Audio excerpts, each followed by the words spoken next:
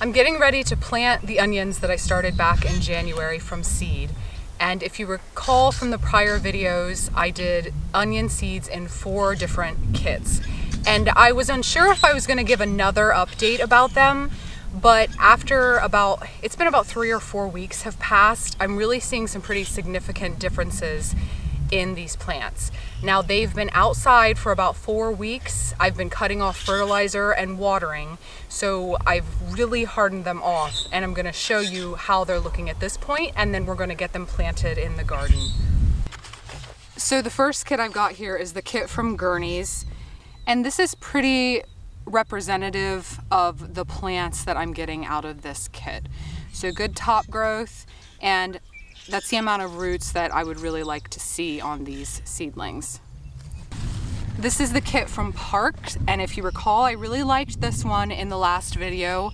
I was sold on the smaller plug size for onions in particular, but since more time has passed, I'm a little disappointed with how these are holding up.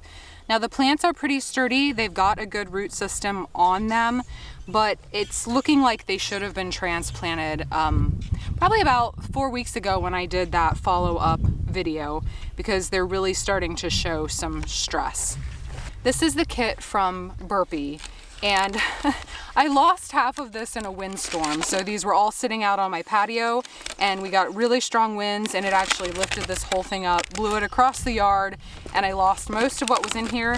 This side remained intact though, and as you can see, these seedlings are pretty weak, not very vigorous tops, although they've got a decent root formation here. They're just not as big and thick as I'd like to see. And this is the Jiffy kit from Menards. Same thing, just not a lot of vigorous top growth here. You can see they're pretty thin. And of all the kits, these have the least amount of root development on these plants. Honestly, I probably won't even plant these out because they're not worth bothering with at this point.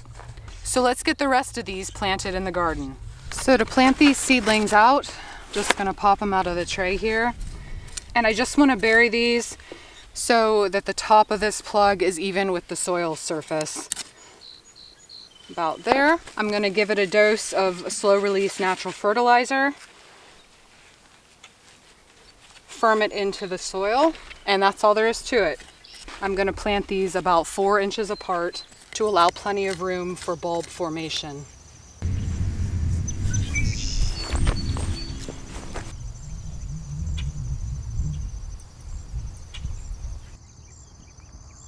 And the last and very important step is to water these in well.